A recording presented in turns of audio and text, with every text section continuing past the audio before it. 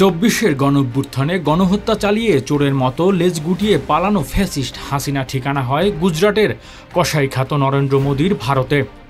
হাসিনাকে এতদিন কড়া নিরাপত্তায় দিল্লিতে রাখলেও সম্প্রতি নিরাপত্তা ইস্যুতেই তাকে সরিয়ে নেওয়া হয়েছে কলকাতায়।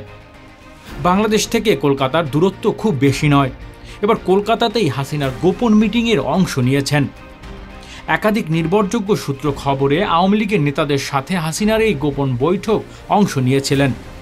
গত রোববার কলকাতার রাজারহাট নিউ টাউনে প্লাজায় এই ইফতার পার্টির আয়োজন করা হয়।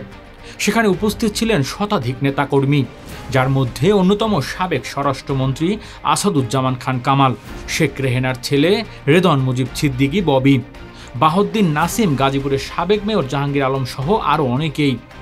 ইফতার শেষে তারা একটি গোপন বৈঠক করেন বলেও নিশ্চিত করেছে সূত্রটি।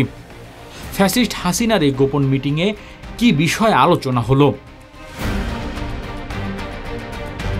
সূত্রে দেয়া তথ্য মতে কলকাতা ও পশ্চিমবঙ্গে আওয়ামী লীগের নেতারা গত কিছুদিন ধরে দফায় দফায় বৈঠক করেছেন। তাদের মূল টার্গেট ডক্টর মোহাম্মদ ইউনূসের নেতৃত্বাধীন অন্তর্বর্তী সরকার ও দেশের সেনাবাহিনীকে প্রশ্নবিদ্ধ করা, আর এই সুযোগে দেশকে অস্থিতিশীল করার মাধ্যমে দেশে ঢুকে পড়া। শুধু এতটুকুই নয়, আসন্ন ঈদকে ঘিরে নানা ষড়যন্ত্রের প্ল্যান করা হয় গোপনে এই বৈঠকে। সূত্রটি এমনই বলছে। এই বৈঠকে ফ্যাসিস্ট হাসিনা তার নির্ভরযোগ্য কিছু নেতাকে ঈদের ছুটির সময় ফাঁকা ঢাকায় নাশকতা করার দায়িত্ব দিয়েছেন। এর আগে ফাঁস হওয়া একটি হোয়াটসঅ্যাপ কনভারসেশনে গাজীপুর সিটি কর্পোরেশনের সাবেক মেয়র জাহাঙ্গীর আলমকে বলতে শোনা গিয়েছিল যে ঢাকায় দিনের বেলায় আওয়ামী লীগের লোকজন থাকতে পারবে না, যেখানে রাতের বেলায় মানুষ শান্তিতে থাকতে দেয়া হবে না।